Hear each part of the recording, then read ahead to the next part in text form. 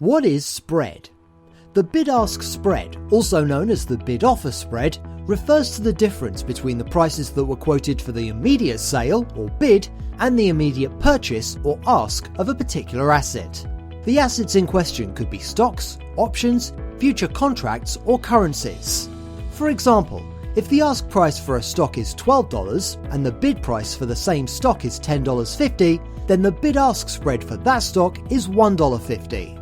While the size of the bid-ask spread in a security is one of the measures used to check for market liquidity, some markets have more liquidity than others. For instance, the currency market is generally considered to be the most liquid in the financial world. Some of the benefits of spread trading are the following. 1. Spreads have low time requirements. 2. Spreads are easier to trade. 3. Spreads have lower margin requirements. 4. Spreads give a higher return on margin. 5. Spreads give countless trading opportunities. 6. Spreads offer a lower risk.